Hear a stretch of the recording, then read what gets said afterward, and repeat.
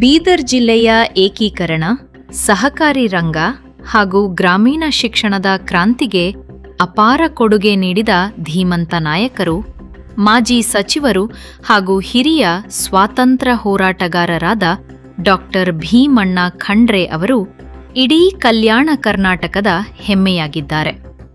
ಅವರ ಮಹೋನ್ನತ ಸಾಧನೆ ಮತ್ತು ತತ್ವಗಳನ್ನು ಮುಂದಿನ ಪೀಳಿಗೆಗೆ ಪರಿಚಯಿಸುವ ಹಾಗೂ ಯುವಜನತೆಗೆ ಪ್ರೇರಣೆ ನೀಡುವ ಸದುದ್ದೇಶದಿಂದ ನಮ್ಮ ಜನ ಸೇವಾ ಸಮಾಜ ಕಲ್ಯಾಣ ಹಾಗೂ ಚಾರಿಟೇಬಲ್ ಟ್ರಸ್ಟ್ ವತಿಯಿಂದ ಸಂಸದರಾದ ಸಾಗರ್ ಖಂಡ್ರೆರವರಿಗೆ ಮನವಿ ನೀಡಿ ಬೀದರ್ ಜಿಲ್ಲಾ ಕೇಂದ್ರದಲ್ಲಿ ಅವರ ಕರ್ಮಭೂಮಿಯಲ್ಲಿ ಅವರದೊಂದು ಭವ್ಯ ಮೂರ್ತಿಯನ್ನು ಸ್ಥಾಪಿಸಲು ಮನವಿ ಮಾಡಿದರು.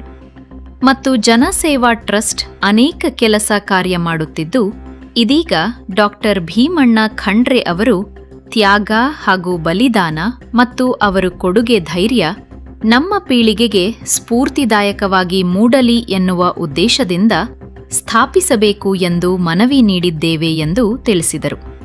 ಈ ಹಿಂದೆ ಕೂಡ ಜಿಲ್ಲಾಧಿಕಾರಿಗಳಿಗೂ ಕೂಡ ಮನವಿ ನೀಡಲಾಯಿತು ಎಂದು ಹೇಳಿದರು.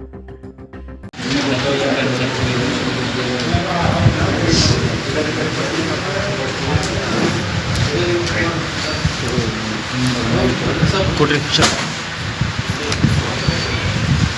ಕೊಡ್ರಿ ಇದು ಅದು ಕೊಡ್ರಿ ಶಾಲ್ ಕೊಡ್ರಿ ಸರ್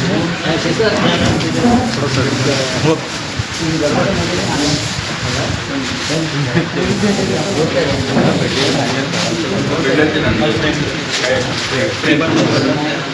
ಮುಂದೆ ಬರ್ರಿ ಸರ್, ಎಲ್ಲರೂ ಮುಂದೆ